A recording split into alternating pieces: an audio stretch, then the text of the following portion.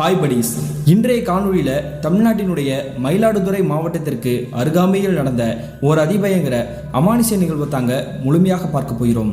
இந்த சம்பவத்தில் ஒரு ரிக்ஷாக்காரர் துக்கப்பட்டு தூக்கு போட்டு மாண்ட பிறகு நடந்த திகில் நிகழ்வு தாங்க இன்றைய நிகழ்வு. இதுபோல உங்களுடைய வாழ்க்கையிலும் ஏதாவது திகில் நிகழ்வுகள் நடந்துருந்துச்சுன்னா இந்த இமெயிலுக்கு ஷேர் பண்ணலாங்க. ஒருவேளை அது கஷ்டமாக இருந்துச்சுன்னா கீழே டிஸ்கிரிப்ஷனில் இன்ஸ்டாகிராம் லிங்க் கொடுத்துருக்கீங்க, அதில் போயிட்டு ஃபாலோ கொடுத்துட்டு வாய்ஸ் நோட்டாக கூட ஷேர் பண்ணலாங்க. இது வரைக்கும் நம்மளுடைய சேனலை சப்ஸ்கிரைப் பண்ணாமல் பார்த்துட்டு இருந்தீங்கன்னா சப்ஸ்கிரைப் பண்ணிவிட்டு பக்கத்தில் இருக்கக்கூடிய பெல் பட்டனையும் சேர்த்து கிளிக் பண்ணிக்கோங்க. நான் உங்கள் Afsar. Welcome to Afsar investigation.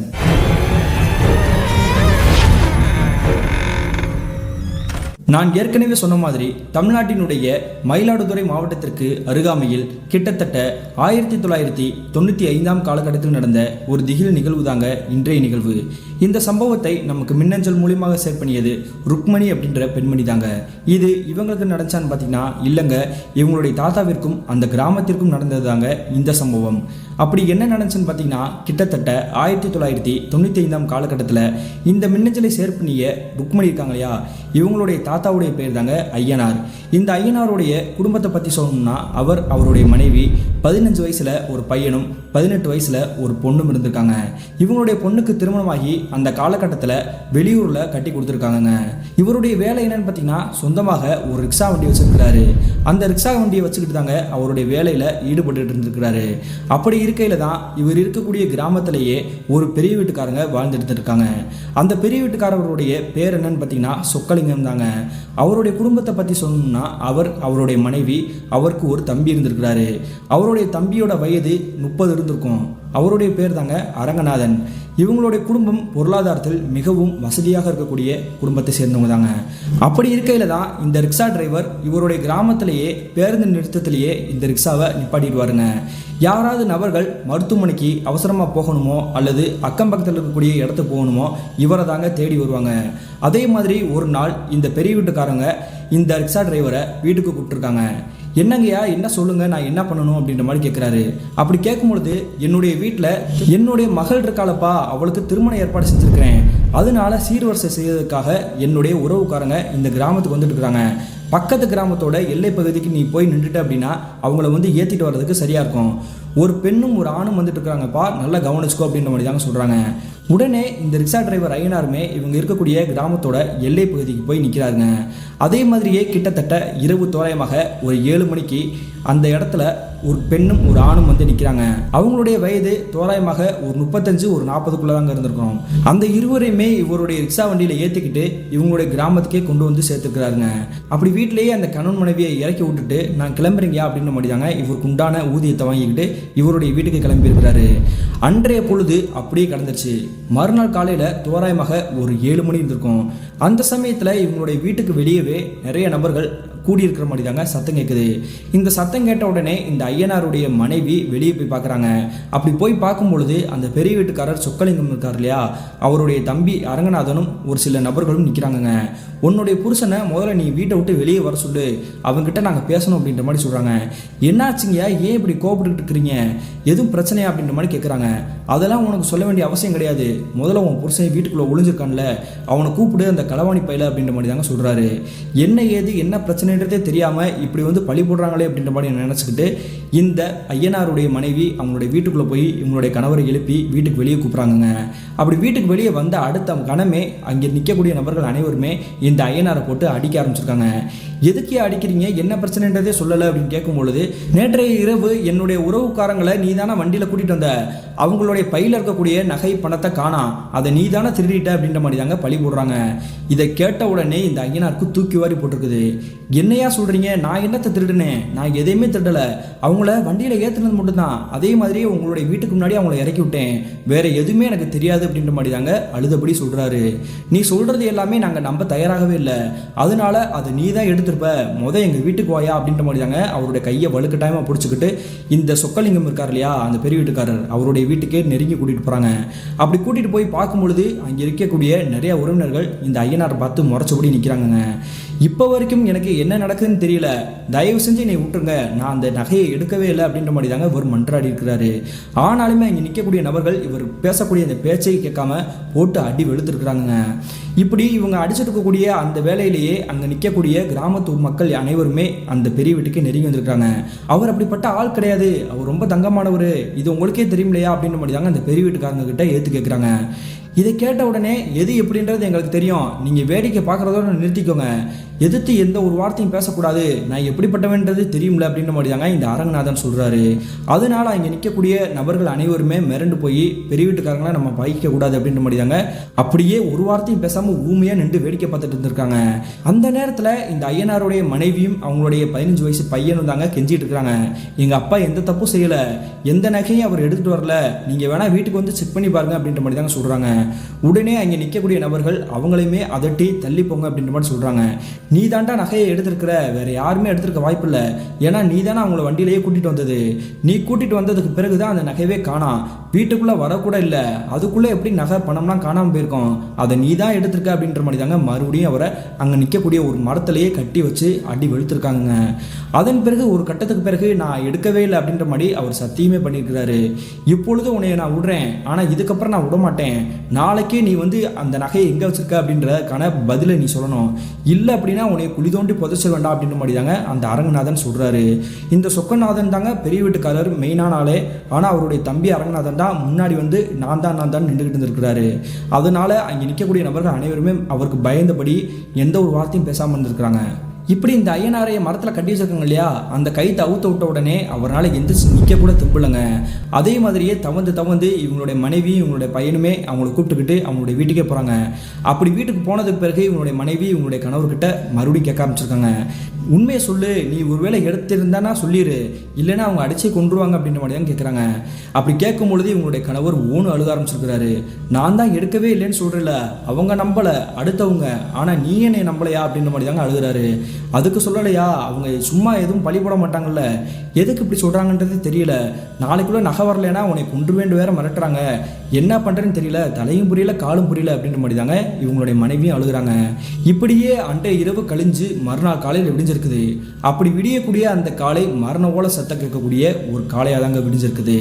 அப்படி என்ன நடந்திருக்குன்னு பார்த்தீங்கன்னா, இந்த ஐயனார் அவங்க மேலே போடக்கூடிய அந்த பழிகளை தாங்க முடியாமல் இவங்களுடைய மனைவியே இவங்களை வந்து குறை சொன்னாங்க இல்லையா, ஒருவேளை நீ தான் எடுத்துட்டேன்னா கொடுத்துரு அப்படின்ற மாதிரி சொன்னாங்க இல்லையா, இதை எல்லாத்தையுமே மனசுலேயே வச்சுக்கிட்டு அவருடைய வீட்டோட விட்டத்திலேயே தூக்கு போட்டு இறந்து போய் தொங்கிட்டு கிடந்திருக்கிறாருங்க. இந்த காட்சியை பார்த்த உடனே இவங்களுடைய மனைவி ஐயோ அப்படின்னு தலையில் அடித்தபடி கதறி அழுதுருக்குறாங்க. அதன் பிறகு இவங்களுடைய பையனுமே பார்த்துட்டு அக்கம் பக்கத்தில் இருக்கக்கூடிய நபர்கள் அனைவருக்குமே தெரியப்படுத்துகிறாங்க. அப்படி அனைவருமே பக்கத்தில் நெருங்கி வந்து பார்க்கும்பொழுது அந்த கயிற்றுல தொங்கிட்டு இருக்கக்கூடிய இவருடைய தலை அப்படி நஞ்சு போனமாக இருந்திருக்குது. குரல் வலை அப்படி நசுங்கி அவருடைய நாக்கு அப்படி வெளியே தொங்கிட்டு இருந்திருக்குதுங்க. அது மட்டும் இல்லாமல் பின்னாடி அப்படியே மலம் கழிஞ்சு போயிருக்குது. இதெல்லாம் பார்த்துருக்கக்கூடிய அந்த மக்களுக்கு இப்படி ஒரு காட்சியை வாழ்க்கையில் பார்க்கவே முடியாது, அப்படிப்பட்ட ஒரு காட்சியாக இருக்குது அப்படின்ற மாதிரி தாங்க அவங்களுடைய கண்கள்லேயே அறியாமல் தாரத்தாரியாக கண்ணீர் வந்திருக்குது. அதன் பிறகு இந்த விஷயம் பெரிய வீட்டுக்காரங்களுக்கும் தெரிய வந்திருக்குது. அந்த சொக்கலிங்கமும் அவருடைய தம்பி அரங்கநாதனும் இந்த இறந்து போன இந்த துக்கம் நடந்த வீட்டுக்கே வந்து அவரை வந்து பார்த்துருக்குறாங்க. ஏதோ நடந்துருச்சு, இதுக்காக இவன் வந்து இப்படி ஒரு முடிவெடுப்பான்றதை நாங்கள் நினச்சி கூட பார்க்கல, இது எல்லாத்துக்குமே நாங்களும் ஒரு வகையில் காரணம் அப்படின்ற மாதிரி தாங்க இந்த சொக்கநாதன் மன்னிப்பு கேட்டுக்கிறாரு. ஆனால் கடைசி வரைக்கும் அந்த தங்க நகை எங்கே போச்சு, யார் எடுத்தா என்னன்றது யாருக்குமே தெரியல. இருந்தாலுமே இப்படி ஒருத்தன் இறந்து போயிட்டானே அப்படின்றத தெரிஞ்சுக்கிட்டு அவருடைய தலைமையிலேயே இந்த ஐயனாருடைய இறுதிச் சடங்கு நடந்து முடியுதுங்க. இப்படி இறுதிச் சடங்கு நடந்து முடிந்து கிட்டத்தட்ட ஒரு வார காலகட்டங்கள் கூட கடந்திருக்காது. இந்த சொக்கலிங்கம் இருக்கார் இல்லையா, இவருக்கும் இவருடைய கிராமத்துக்கும் அமானுஷ காற்று வீச காத்திருந்துச்சு. அப்படி என்ன நடந்திருக்குன்னு பார்த்தீங்கன்னா, அன்றைய நள்ளிரவு தோராயமாக ஒரு 2 மணி இருந்திருக்குங்க. இவங்களுடைய ஒட்டுமொத்த கிராம மக்களுமே இரவு நேரத்தில் அதிகபட்சம் ஒரு 8 மணிக்கு தாங்க முடிச்சிருப்பாங்க. அதையும் மீறி அனைவருமே தூங்கிடுவாங்க. ஒரு சிலர் காற்றுக்கு குளிரோட்டமாக இருக்கட்டுமே அப்படின்றக்காக வீட்டுக்கு வெளியே திண்ணை இருக்கும். அப்படி திண்ணே இல்லைனாலுமே அங்கே இருக்கக்கூடிய மண் தரையை கூட்டி விட்டுட்டு அங்கேயே ஒரு துண்டை விரித்து படுத்து தூங்குவது வழக்கங்க. இப்பயும் கூட நிறைய கிராமத்தில் அந்த மாதிரி தான் செய்வாங்க. அதே மாதிரி அப்படி தூங்கிட்டு இருக்கும் பொழுதே யாரோ ஒருத்தர் அங்கிட்டு இங்கிட்டு நடந்து வர மாதிரி தாங்க சத்தம் கேட்குது. இப்படி நடந்து போகிற மாதிரி சத்தம் கேட்குது அப்படின்ற மாதிரி ஒரு 40 வயசுல இருக்கக்கூடிய ஒரு வயதான நபர் கண்ணை முழிக்கிறாரு. அப்படி கண்ணை முழிச்சு பார்க்கும்பொழுது இவர் படுத்து கிடக்கக்கூடிய அந்த இடத்துல இருந்து ஒரு 200 மீட்டர் தொலைவில் யாரோ ஒருத்தர் நிற்கிற மாதிரி தெரியுது. யார் என்னன்றது தெரியல, ஆனால் அங்கிட்டும் இங்கிட்டும் முன்னும் பின்னுமா நடந்துட்டு இருக்காங்களே அப்படின்ற மாதிரி தாங்க ஒத்து பார்க்குறாரு. இவருக்கு ஆக்சுவலி வயசான காரணத்தினால இவருடைய கண்கள் மங்களாக தெரிஞ்சிருக்கோ என்னமோ. அங்கே நிற்கக்கூடிய நபருடைய தோற்றம் இவருக்கு சரியாகவே மட்டுப்படலை. சரி, அவர் பாட்டுக்கு போகட்டும் அப்படின்ற மாதிரி தாங்க மறுபடியும் கண்ணை மூடி இருக்கிறாரு. அப்படி கண்ணை மூடின ஒரு 1/4 மணி நேரம் கூட கடந்திருக்காது. இந்த ஒட்டுமொத்த கிராம மக்களையே கொலை நடுங்க வைக்கிற மாதிரி தாங்க ஒரு பயங்கரமான சத்தம் கேட்குது. அது என்ன சத்தம்னு பார்த்தீங்கன்னா, ஒரு ரிக்ஷா வண்டி இருக்கக்கூடிய அந்த ரிக்ஷா வண்டியில் பெல் சத்தம் வச்சிருப்பாங்க இல்லையா, ஹார்ன் சவுண்டுக்காக, அந்த சத்தம் தாங்க பயங்கரமாக கேட்டுக்குது. இப்படி இந்த கிராமத்தை சுற்றி சுற்றி இந்த சத்தம் கேட்குது. அது எங்கேருந்து கேட்குது அப்படின்ற மாதிரி தாங்க அவங்களுடைய வீட்டோட கதவுகளை திறந்துட்டு வெளியே வந்து பார்க்குறாங்க. அப்படி வெளியே வந்து பார்க்கும்பொழுது இவங்க அனைவருக்குமே வாழ்க்கையில் மறக்கவே முடியாத காட்சி தாங்க கண்கள் முன்னாடி தெரிஞ்சிருக்கு. என்ன நடந்திருக்குன்னு பார்த்தீங்கன்னா, அந்த ஊரோட மையப்பகுதியில் ஒரு அரச மரம் இருக்குது. அந்த அரச மரத்தை பொறுத்த வரைக்கும் அங்கே வந்து சின்ன ஒரு சிமெண்ட் மாதிரி பூசி அங்கனுக்குள்ள ஒரு பட்டிகள் மாதிரி வச்சிருக்காங்க. அது எதுக்காகன்னு பார்த்தீங்கன்னா, இந்த கிராமத்தை பொறுத்த வரைக்கும் எந்த ஒரு பிரச்சனைனாலும் காவல்துறையை போய் நாட மாட்டாங்கங்க. எதுவாக இருந்தாலுமே பஞ்சாயத்து தலைவர் மூலியமாகவே பேசி முடிச்சுடுவாங்க அந்த பிரச்சனையை. அப்படிப்பட்ட அந்த மரத்துக்கு கீழே இருக்கக்கூடிய பட்டிகளுக்கு பக்கத்திலேயே அந்த ரிக்ஷா வண்டி நின்றுட்டு இருக்குது. இந்த ரிக்ஷா வண்டியில இருந்து தான் இந்த சத்தம் கேட்டுட்டு இருக்குது. அது யாரோட வண்டி அப்படின்னு உத்து பார்க்கும்பொழுது அது வேற யாரோட வண்டி கிடையாதுங்க. இறந்து போனார் இல்லையா ஐயனார், அவருடைய வண்டி தாங்க அப்படியே நின்றுகிட்டு இருக்குது. சரி, வண்டி தான் நிற்குது, ஆனால் அந்த வண்டியில் இருக்கக்கூடிய ஹாரன் சவுண்டை அந்த பெல்லை யார் அமைக்கிருப்பா அப்படின்ற மாதிரி தாங்க பேரெதிர்ச்சியில் உறைஞ்சு போய் நிற்கிறாங்க. இதை யாரோ ஒருத்தர் தான் செஞ்சிருக்கக்கூடிய வேலையாக இருக்கும் அப்படின்னு நினச்சிட்டு இருக்கும் பொழுதே இது அமானுஷமாக தான் நடக்குது அப்படின்றத உறுதிப்படுத்துகிற மாதிரி தாங்க ஒரு நிகழ்வு அப்பொழுதே வினோதமாக நடக்குது. அப்படி என்ன நடந்திருக்குன்னா, அந்த வண்டி நின்றுட்டு இருக்கு இல்லையா, அது பக்கத்தில் யாருமே இல்லை. ஆனால் அங்கே இருக்கக்கூடிய வண்டியில் பெல் சத்தம் தானாகவே கேட்டுக்குது. இந்த சத்தத்தை கேட்ட உடனே ஒருத்தருக்கு ஒருத்தர் இடிச்சுக்கிட்டு முன்னும் பின்னுமாக துண்டக்கானா துணியை காணான்ற மாதிரி தாங்க ஓட்டம் பிடிச்சிருக்காங்க. உடனே அங்கே நிற்கக்கூடிய வண்டி எப்பயும் போல தாங்க இருந்திருக்குது. யாருக்கும் எந்த ஒரு பிரச்சனையும் இல்லை. ஆனால் அந்த அமானுஷ்ய சத்தம் மட்டும் நிற்கவே இல்லை. இரவு முழுக்க தூங்காமையே விடிய விடிய காத்துட்டு இருந்திருக்காங்க. மறுநாள் காலையில் விடிஞ்ச உடனே அந்த பெரிய வீட்டுக்காரங்க இருக்காங்க இல்லையா, அவங்களுடைய வீட்டுக்கே போயிருக்காங்க. அப்படி அவருடைய வீட்டுக்கே போயிட்டு இந்த மாதிரி இரவு நேரத்தில் சத்தம் கேட்டுச்சு, உங்களுக்கு எதுவும் கேட்கலையா அப்படின்ற மாதிரி கேட்குறாங்க. அப்படி கேட்கும் பொழுது அதே சத்தம் எங்களுக்கும் கேட்டுச்சு, ஆனால் நாங்கள் இதை பெருசாக எடுத்துக்கல, நீங்கள் ஏன் பயப்படுறீங்க அப்படின்ற மாதிரி கேட்குறாங்க. இல்லைங்கய்யா, நீங்கள் அந்த இடத்துல அந்த காட்சியை பார்த்துருந்தீங்கன்னா நீங்களே பயந்துருப்பீங்க. ஆளே இல்லாமல் அரவ மட்டும் இருக்கக்கூடிய அந்த ட்ரைசைக்கிளில் தானாகவே பெல் சத்தம் கேட்குது.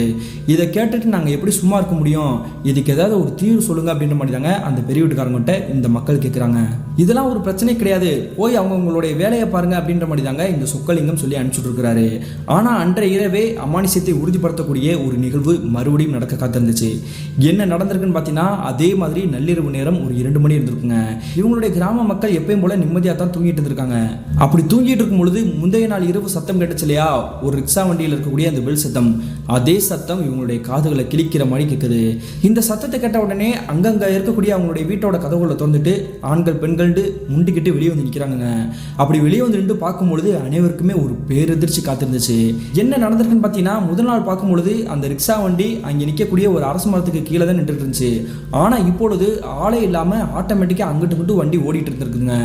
இது காத்தடிக்கக்கூடிய காரணத்தினால அப்படி நடக்குதா அல்லது வேற எதுவும் இருக்குதா அப்படின்ற மாதிரி தாங்க வாயை அடைச்சபடி பார்த்துட்டு இருந்திருக்காங்க.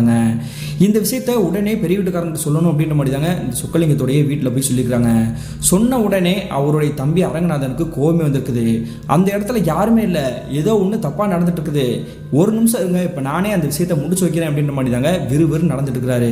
எதுக்கு இப்படி வேக வேகமாக நடந்து போயிட்டு இருக்கிறாரு, அந்த வண்டியை நிப்பாட்ட போறாருன்னு பார்த்தீங்கன்னா, அவரை வண்டியை நிப்பாட்டுறதுக்காக போகலங்க. இருந்து போனார் இல்லையா ஐயனார், அவருடைய மனைவியோடைய வீட்டுக்கு தாங்க போறாரு.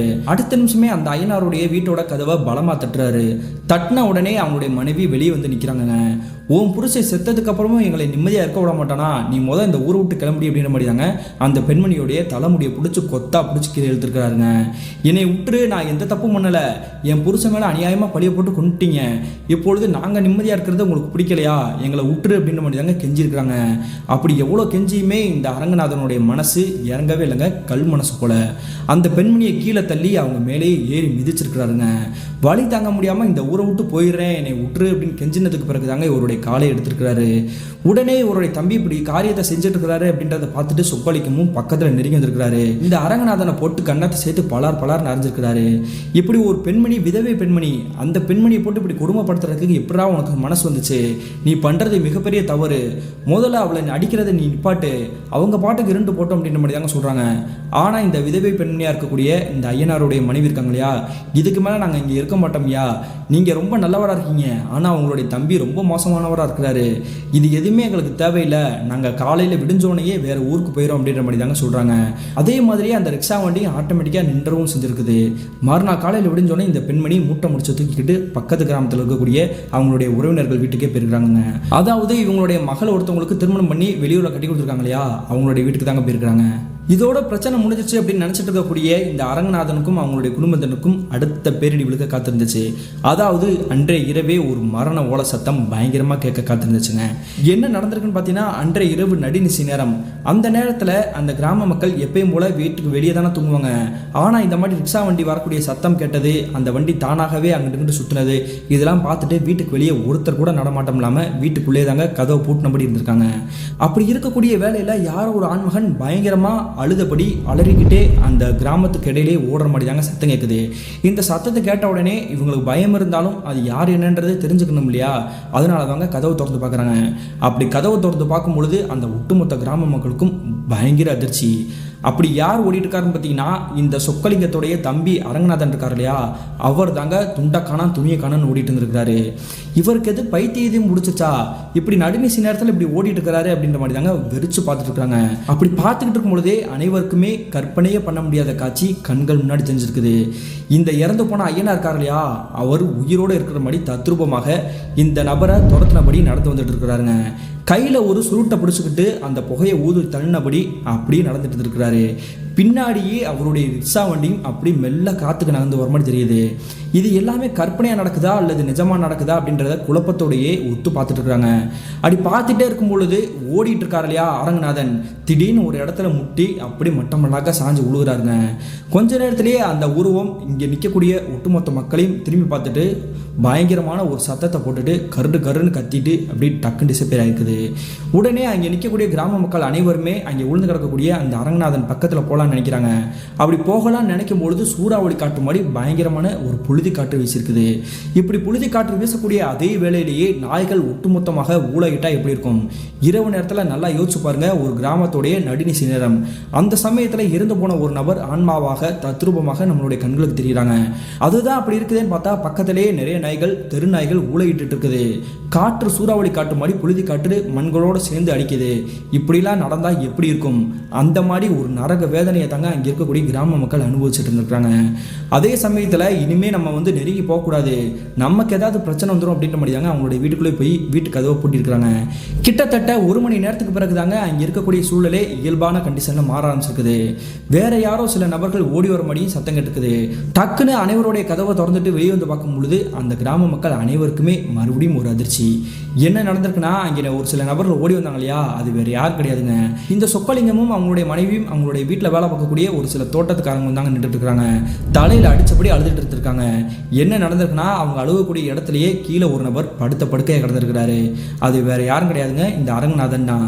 வாய் முழுக்க ரத்தத்தை கொப்பளிச்ச மாதிரி தாங்க அப்படி துடியா துடிச்சு இறந்து போய் கிடந்திருக்கிறாரு. ஐயோ என் தம்பி போயிட்டானே அப்படின்ற மாதிரி தாங்க தலையில் அடிச்சுட்டு அழுதுட்டு இருந்திருக்காங்க. அதே மாதிரியே அங்கே பார்த்துட்டு இருக்கக்கூடிய கிராம மக்களுக்கு என்ன நடக்குதுன்றது தெரியல. ஒருவேளை வீண் பழி போட்டு அவர் தூக்குப்பட்டு இறந்து போயிட்டார் இல்லையா, நம்ம கூட அவர் நகையை தேடி இருப்பாருன்னு ஒரு பக்கத்தில் நினச்சி பார்த்தோம். அப்படி அவரே நகையை தேடி இருந்தார் அப்படின்னா எதுக்கு தூக்குப்பட்டு இறந்து போகணும்? அந்த நகையை எடுத்துக்கிட்டு பொண்டாட்டி பிள்ளைகளோட எங்கேயாவது ஓடி போயிருக்கணும். அந்த மாதிரி எதையுமே செய்யாமல் துக்கப்பட்டு தூக்குப்பட்டு இறந்து தானே போனார். இப்போதான் தெரியுது இவர் இறந்து போனக்கான காரணம் எல்லாமே அந்த அரங்கநாதனா தான் இருக்கும் அப்படின்னு முடியாங்க அங்கே இருக்கக்கூடிய கிராம மக்கள் அனைவருமே யோசிக்க ஆரம்பிச்சிருக்காங்க. மறுநாள் காலையில் விடிஞ்ச உடனே இந்த இறந்து போன அரங்கநாதனுடைய சடலத்தை துக்க நிகழ்வு நடப்பதற்காக இவங்களுக்கு கிராமத்தில் வச்சிருக்காங்க. அங்கே இருக்கக்கூடிய கிராம மக்களும் சரி, இவங்களுடைய உறவினர்களும் சரி, ஒவ்வொருத்தராக அந்த துக்க வீட்டுக்கு வந்துட்டு போயிட்டு இருந்திருக்காங்க. அப்படி வந்துட்டு போகக்கூடிய அதே வேளையிலேயே அந்த சடலமாக படுத்து கிடக்கிறார் இல்லையா, குளிப்பாட்டக்கூடிய எல்லா வேலையும் செஞ்சு முடிச்சுட்டு அந்த ப்ரொசீஜர்லாம் செஞ்சு முடிச்சுட்டு அப்படி வச்சிருக்கக்கூடிய அந்த சடலத்துக்கு மேலே ஈக்கெல்லாம் பயங்கரமாக முச்சிருக்குது. என்னடா இது, ஏதோ அழுகி போன உடம்பு மாதிரி ஈக்கெல்லாம் முச்சிட்டு இருக்குது அப்படின்ற மாதிரி தாங்க பிரமிப்போட பார்த்துட்டு இருந்திருக்காங்க.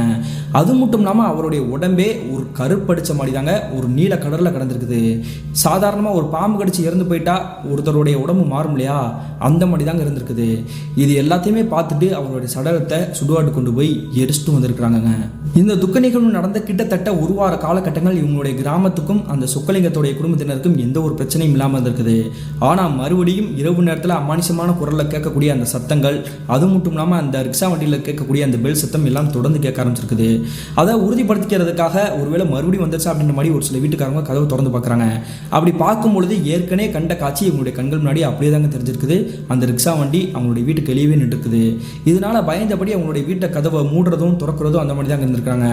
ஒரு கட்டத்துக்கு பிறகு அந்த ரிக்ஷா வண்டி எங்கே போய் நிற்குதுன்னு பார்த்தீங்கன்னா, அடிக்கடி இந்த இறந்து போனார்லையே அரங்கநாதன் அவருடைய அந்த பெரிய வீட்டுக்காரங்களுடைய வீட்டுக்கு எதிர்ப்புறத்திலேயே தாங்க நின்றுருக்குது. இதனால அந்த கிராமத்து மக்கள் அனைவருமே பயந்தபடி மறுநாள் காலையிலேயே இந்த சொக்கலிங்கத்துடைய வீட்டுக்கு போய் முறையிட்டு இருக்காங்க. இதுக்கு மேலே இந்த கிராமத்தில் எங்களால் இருக்க முடியாது, நீங்கள் இதுக்கான தீர்வு கண்டுபிடிக்கல அப்படின்னா நாங்கள் இந்த கிராமத்தை விட்டே போயிடுவோம், அதன் பிறகு நீங்களும் உங்கள் குடும்பம் மட்டும்தான் இந்த கிராமத்தில் இருக்க முடியும் அப்படின்ற மாதிரி தாங்க கோபத்தோடு சொல்கிறாங்க. இதுக்கு மேலே நான் ஏதாவது ஒன்று பண்ணி தான் ஆகணும், என்னுடைய வீட்டிலேயே ஒரு மரணம் நடந்துருச்சு இல்லையா, அதனால உங்களுடைய விஷயத்தை நான் ஏற்றுக்கிறேன் அப்படின்ற மாதிரி தாங்க இந்த கிராமத்துலேருந்து ஒரு பக்கத்து கிராமத்தில் இருக்கக்கூடிய ஒரு மலைக்குன்று பகுதியில் ஒரு மாந்திரிகவாதி இருந்திருக்காருங்க. அந்த மாந்திரிகவாதி கிட்ட போயிட்டு இந்த மாதிரி எங்களுடைய கிராமத்தில் நடக்குது அப்படின்ற மாதிரி தாங்க இவங்க வந்து சொல்லிக்கிறாங்க. அப்படி சொல்லும் பொழுது அந்த மாந்திரிகவாதி சொல்லக்கூடிய விஷயத்தை கேட்டுட்டு இந்த சொக்கலிங்கத்திற்கும் இவங்களுடைய மனைவிக்கும் ஈரக்குழியே நடுங்கி போயிடுச்சு. அப்படி அந்த மாந்திரிகவாதி என்ன சொல்றாருன்னு பார்த்தீங்கன்னா, அந்த ஆன்மாவுடைய குறிக்கோள் ஒரு உயிர் போகிறது மட்டும் கிடையாது, உங்களுடைய குடும்பத்துக்கே குலநாசம் பண்ணாமல் அந்த ஆன்மா ஓயாது, அது வரைக்கும் அந்த ஆன்மா அந்த கிராமத்தில் இருக்கும், இதுக்கு ஏதாவது ஒரு வழி செஞ்சால் தான் முடியும் அப்படின்ற மாதிரி தாங்க சொல்கிறாங்க. இது கேட்ட உடனே சொக்கலிங்கமும் இவங்களுடைய மனைவியும் மிரண்டு போயிட்டாங்க. நாங்கள் இப்போ என்ன செய்கிறது சாமி, அதுக்கு உண்டான ஏற்பாடு ஏதாவது சொல்லுங்க அப்படின்ற மாதிரி கேட்குறாங்க. இதுக்கு வேற வழியே கிடையாது, அந்த ஆன்மாவை நம்ம ஏதாவது ஒரு கட்டுப்பாடுகள் கொண்டு வந்ததுக்கு பிறகு தான் அந்த ஆன்மாவை கட்டுப்படுத்தி அதை வந்து ஒரு புளிய மரத்தில் ஆணி அடிக்க முடியும். ஆனால் இது வரைக்கும் அந்த ஆன்மா யாரோட உடம்புலையும் ஆக்கிரமிப்பு பண்ணது மாதிரி தெரியலையே அப்படின்ற மாதிரி தாங்க கேட்குறாரு. ஆமாம் சாமி, நீங்கள் சொல்கிறது உண்மைதான், இது வரைக்கும் இறந்து போனால் அந்த ஐயனாருடைய ஆன்மா யாரோடைய உடம்பையும் ஆக்கிரமிப்பு பண்ணலை, இரவு நேரத்தில் மட்டும்தான் பயமுறுத்திட்டு போயிட்டு இருக்குது, இதுக்கு நாங்கள் என்ன பண்ணுறது அப்படின்ற மாதிரி கேட்குறாங்க. மறுபடியும் அந்த மாந்திரிகவாதி இதுக்கு உண்டான சரியான தீர்வை விளக்கத்தோடு சொல்கிறாருங்க. அது என்னன்னு பார்த்தீங்கன்னா, அந்த இறந்து போன ஐயனா இருக்கார் இல்லையா, அவருடைய குடும்பத்தை சேர்ந்த பெண்மணியோ அல்லது இளைஞரோ யாராவது ஒருத்தரை வந்து நீங்கள் வந்து இந்த இடத்துக்கு கூட்டிகிட்டு வந்தீங்க அப்படின்னா அவருடைய உடம்புலையே அந்த ஆன்மாவை இறக்கி அவங்களுடைய தலைமுடியை பிடிச்சி அதை ஒரு ஆணியில் கட்டி அந்த ஆணியை வந்து ஒரு புளிய மரத்தில் அடைச்சி வச்சுருவோம், இது உங்களால் செய்ய முடியும் அப்படின்னா நீங்கள் அதுக்கு தயாராவாங்க அப்படின்ற மாதிரி தாங்க வழி அனுப்புகிறாரு. அதே மாதிரியே மறுபடியும் உங்களுடைய கிராமத்துக்கு வந்து உங்களுடைய கிராம மக்கள் முன்னாடியே வந்து இந்த விஷயத்தை போட்டு உடைக்கிறாங்க. அப்பொழுது இவங்களுக்கு ஒரு கேள்விங்க, என்ன விஷயம் பார்த்தீங்கன்னா, இந்த இறந்து போன ஐயனருடைய மனைவி அவங்களுடைய மகளுடைய வீட்டுக்கே போயிருக்கிறாங்க, அடித்து விரட்டினதே இவருடைய தம்பி தானே, அப்புறம் எப்படி அவங்க மறுபடியும் நம்ம சொல்கிறக்கூடிய அந்த காரியத்தை கேட்டுட்டு வருவாங்க, இது சாத்தியமே இல்லை அப்படின்ற மாதிரி தாங்க நினைக்கிறாங்க. அப்பொழுது இந்த சொக்கலிங்கம் என்ன பண்ணிக்கிறாருன்னா, இவருடைய வீட்டில் வேலை பார்க்கக்கூடிய நபர்கள் மூலியமாகவே சொல்லி அந்த பெண்மணியை எப்படியாவது இங்கே வர சொல்லு, கெஞ்சி கேட்டாலும் பரவாயில்ல, அவங்களுடைய காலடியிலே விழுந்தாலும் பரவாயில்ல, எப்படியாவது வர சொல்லு, இங்கே நடந்ததெல்லாம் என்ன ஏது அப்படின்றத சொல்லி விலைக்கு கூட்டிட்டு வா அப்படின்ற மாதிரி தாங்க சொல்கிறாங்க. உடனே ஒரு நாள் தோராயமாக இந்த சொக்கலிங்கத்தோடைய வீட்டில் வேலை பார்க்கக்கூடிய தோட்டத்துக்காரங்க இந்த இறந்து போன ஐயனாருடைய பெண்மணியை தேடி போகிறாங்க. அப்படி அந்த பெண்மணியை தேடி போய் நேரடியாக போய் பார்க்கும் பொழுது, என்னால் வரவே முடியாது, என்னுடைய கணவர் வீணா பழி சுமந்து இறந்து போனார் இல்லையா, நீங்களும் எல்லாரும் சாகுங்கடா, இந்த கிராமத்தையும் மொத்தமாக சுடுகாட்டாக்காமல் என்னுடைய கணவருடைய ஆன்மா ஓயாது அப்படின்ற மாதிரி தாங்க சொல்லி அனுப்புகிறாங்க. அதே மாதிரி அந்த தோட்டத்துக்காரங்க வருத்தத்தோடையே மறுபடியும் இவங்களுடைய முதலாளியான இந்த சொக்கலிங்கத்தோடைய வீட்டுக்கு வந்து சொல்கிறாங்க. இதை கேட்ட சொக்கலிங்கத்துக்கு ஒன்றுமே புரியல, அந்த பெண்மணி எப்படியாவது நம்ம வர வைக்கணுமே, ஆனால் வர வைக்க முடியாமல் இப்படி நம்ம எதுவுமே பண்ண முடியாது அப்படின்ற மாதிரி தாங்க நேரடியாகவே அந்த பெண்மணியோடைய வீட்டுக்கு போகிறாங்க. தயவு செஞ்சு என்னுடைய கிராமத்துக்கு வந்துருமா, என்னுடைய தம்பியோட உயிர் போயிடுச்சு, அவன் தப்பு பண்ணதாகவே இருக்கட்டும், நாங்கள் எந்த ஒரு பாவமும் செய்யாத ஆட்கள், எங்களுடைய உசுறு போயிடும் அப்படின்ற மாதிரி அந்த மாந்திரிகவாதி சொல்கிறாரு, நீ தான் காப்பாற்றி ஆகணும் அப்படின்ற மாதிரி தாங்க அவங்களுடைய காலடியிலே விழுந்துட்டாரு.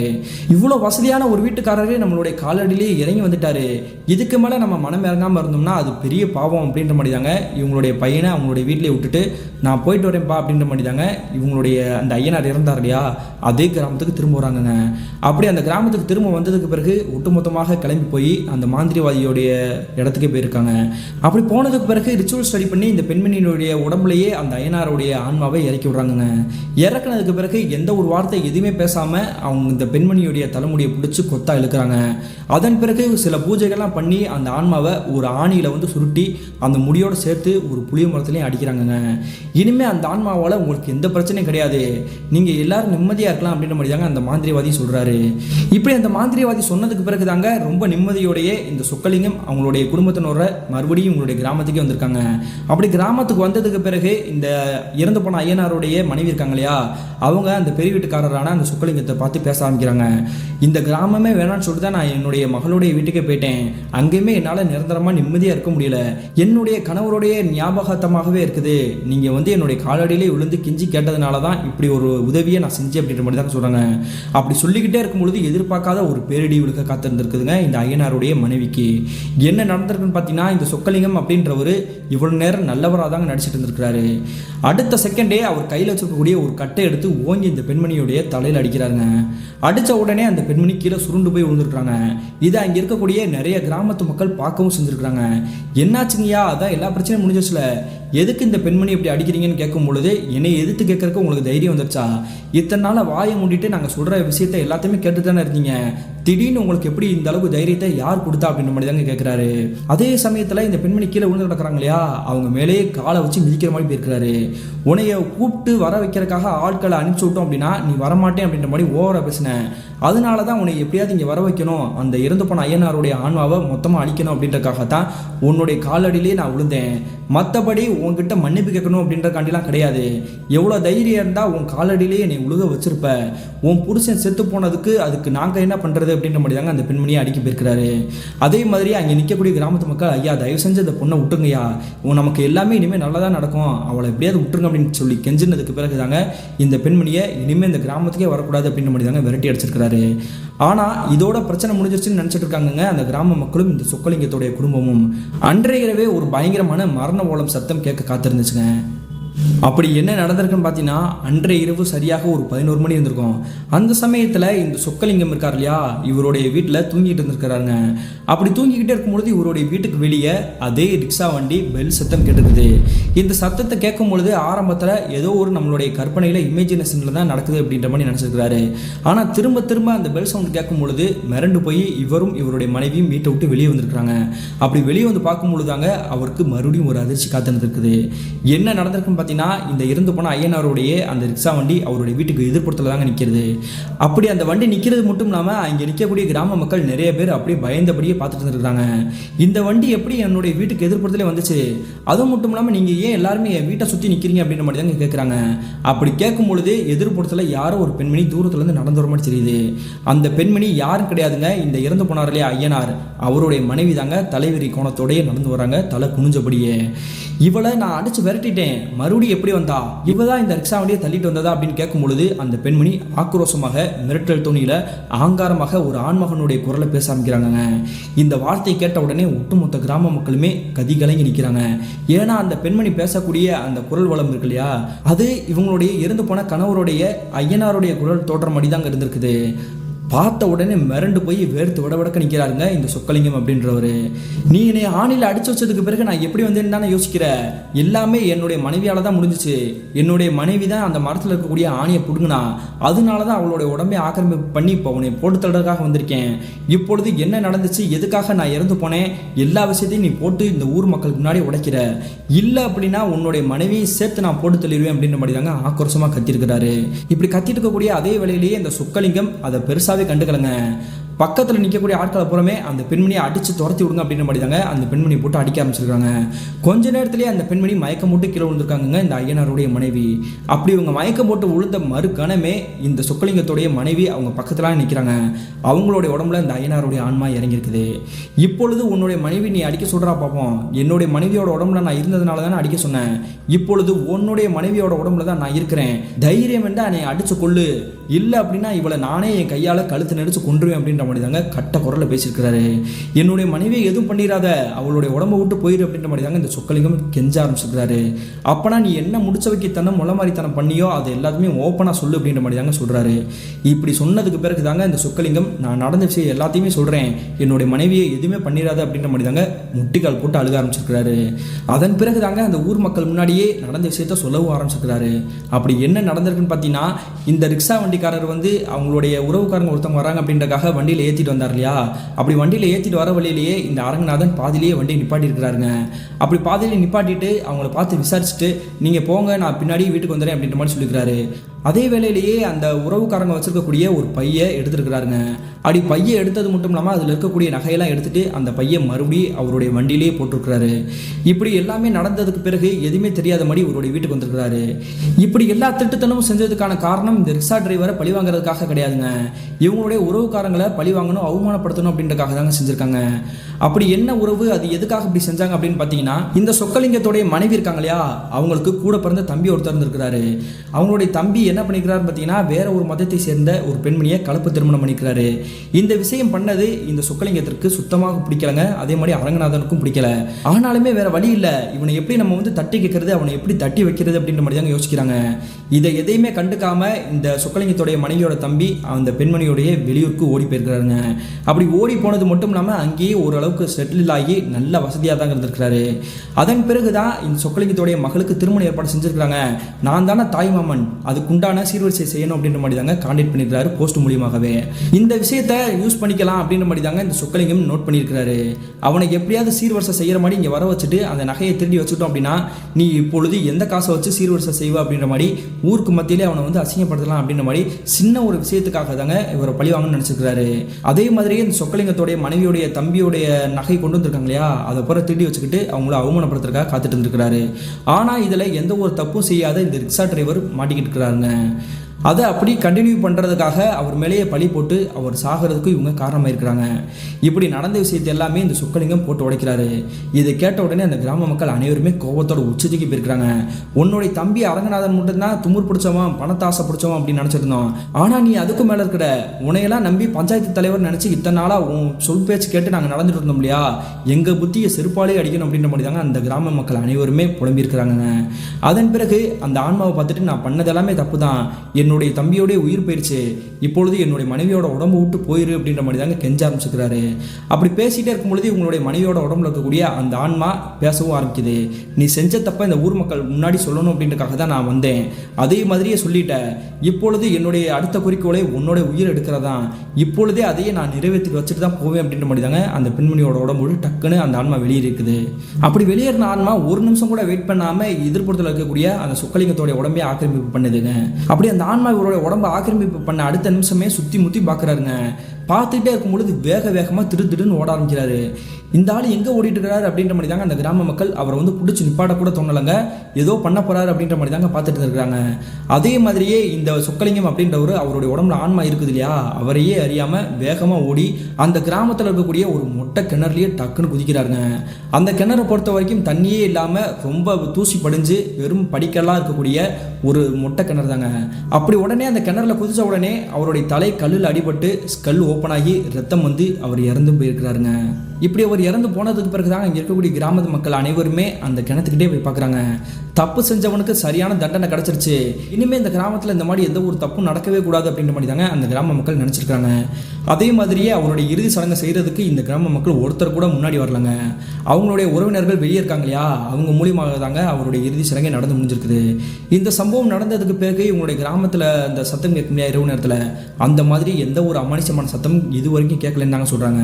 அதே மாதிரி அந்த ரிக்ஷா டிரைவருடைய மனைவி இருக்காங்க இல்லையா, அவங்களும் அவங்களுடைய பையன் இருவருமே மறுபடியும் இதே கிராமத்துக்கு செட்டில் ஆகி வந்திருக்காங்க. கிட்டத்தட்ட 1995 காலகட்டத்தில் என்னுடைய தாத்தாவுடைய வாழ்க்கையில் நடந்தது பிரதர். என்னுடைய தாத்தா இறக்கும் பொழுது என்னுடைய பாட்டி எவ்வளோ மனவேதனையை அனுபவிச்சாங்களோ அதே மாதிரியே அந்த ஊர் தலைவரும் அனுபவிச்சிருப்பாரு அப்படின்ற மாதிரி தான் நான் நினைக்கிறேன் அப்படின்ற மாதிரி தாங்க சொல்லி முடிக்கிறாங்க. இந்த சம்பவத்தை நமக்கு ஷேர் பண்ணிய ருக்மணிக்கு ஒரு நன்றி சொல்லிக்கிறாங்க. மீண்டும் இது போன்ற தரமான த்ரில்லிங்கான சுவாரஸ்யமான நிகழ்வுடன் உங்களை சந்திக்கும் வரை நான் உங்கள் அப்சர்.